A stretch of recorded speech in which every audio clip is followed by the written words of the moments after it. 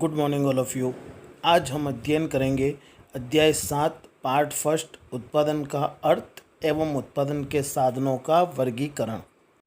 उत्पादन का अर्थ किसी वस्तु की उपयोगिता का सृजन करना या रूप परिवर्तित करना उत्पादन कहलाता है।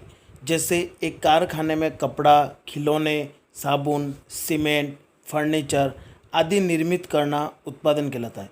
अर्थात किसी वस्तु की उपयोगिता का सृजन करना या कोई नई वस्तु निर्मित करना या किसी कच्चे माल से नई वस्तु का निर्माण करना या पक्का माल तैयार करना वह उत्पादन कहलाता है।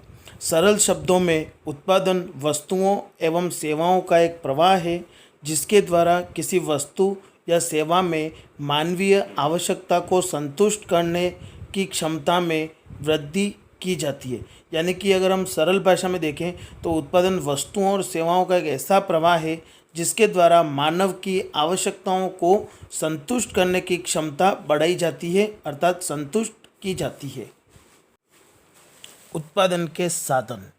उत्पादन में जो साधन प्रयोग में लाए जाते हैं उन्हें उत्पादन के साधन कहा जाता है, जिनके द्वारा एक अवधि में वस्तुओं एवं सेवाओं का प्रवाह के रूप में निर्माण किया जाता है। अर्थात किसी वस्तु को उत्पादित करने के लिए जो संसाधन प्रयोग में लाए जाते हैं या जो वस्तुएं या जो माल वगैरह प्रयोग में लाया जाता है वो सारा माल या संसाधन जो है वो उत्पादन के संसाधन कहलाते हैं। उत्पादन के साधनों को आधा या पड़ते कहा जाता है तथा इनके माध्यम से जो वस्तुएं उत्पादित होती है उन्हें प्रदाय या निर्गत कहा जाता है। उत्पादन के साधनों का वर्गीकरण। उत्पादन के साधनों को यदि वर्गीकृत किया जाता है तो कुल 5 प्रकार के होते हैं। पहला श्रम, दूसरा पूंजी, तीसरा भूमि व प्राकृतिक संसाधन, चौथा तकनीक व प्रबंध और पांचवा साहस या उद्यमशीलता। इन पांचों का विस्तृत वर्णन हम आगे करेंगे। भूमि। भूमि प्रकृति का उपहार माना जाता है। भूमि की मात्रा सीमित होती है तथा भिन्न भिन्न स्थानों पर इसकी उर्वरा शक्ति में भी भिन्नता पाई जाती है। भूमि से अनाज, विभिन्न खनिज, कीमती पत्थर आदि प्राप्त होते हैं। यानी कि हम कह सकते हैं कि भूमि उत्पादन का एक संसाधन होता है, क्योंकि भूमि जो होती है इससे हमें अनाज उत्पादित होता है, इससे विभिन्न खनिज प्राप्त होते हैं, इससे हमें कीमती पत्थर प्राप्त होते हैं जो हमारे लिए उपयोगी होते हैं। तो हम कह सकते हैं कि भूमि उत्पादन का एक संसाधन है, लेकिन भूमि की मात्रा सीमित होती है या असीमित नहीं होती है। दूसरा श्रम। श्रम से अभिप्राय धन या मुद्रा के बदले किया जाने वाला शारीरिक या मानसिक उत्पादक कार्य कहलाता है। श्रम को उत्पादन का सक्रिय संसाधन माना जाता है और श्रम अन्य संसाधनों को उत्पादन की प्रक्रिया में सक्रिय करता है। यानी कि श्रम जो है इसका तात्पर्य है कि धन या मुद्रा के बदले व्यक्ति द्वारा जो भी शारीरिक या मानसिक कार्य किया जाता है और उसके बदले में प्रतिफल प्राप्त करता है तो उसे श्रम कहा जाता है। और श्रम के माध्यम से अन्य संसाधनों को सक्रिय किया जाता है। कैसे?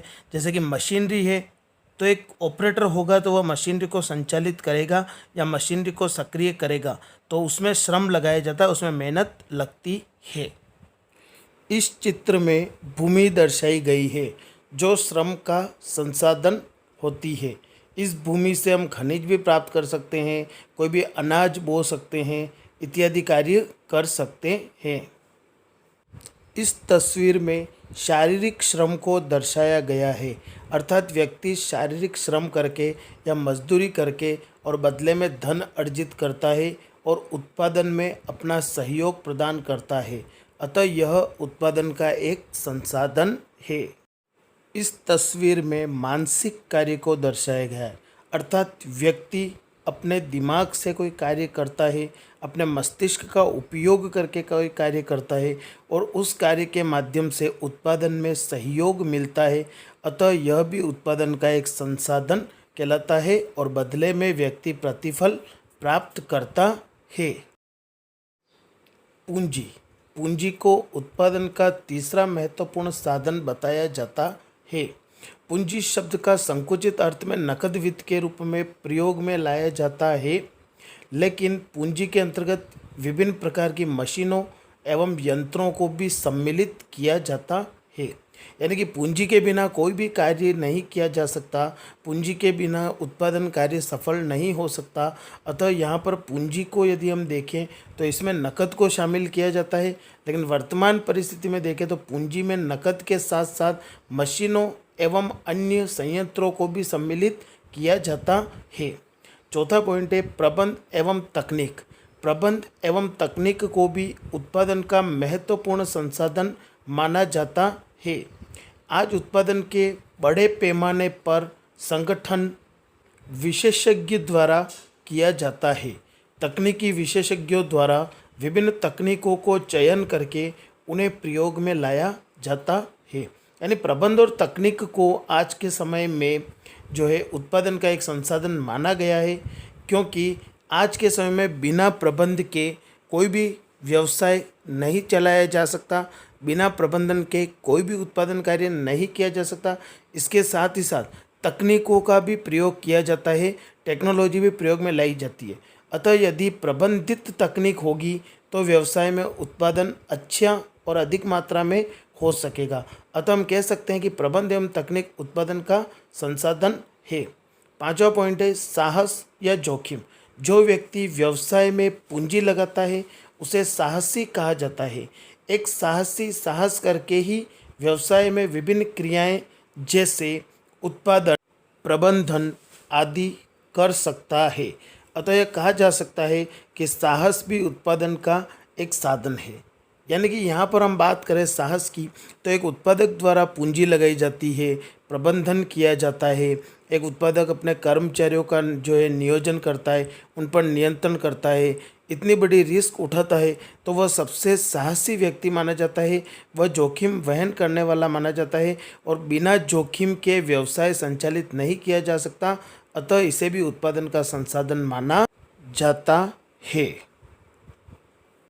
इस चित्र में मुद्रा अथवा धन को दर्शाया गया है, जो पूंजी के साधन के रूप में प्रयोग में लाया जाता है।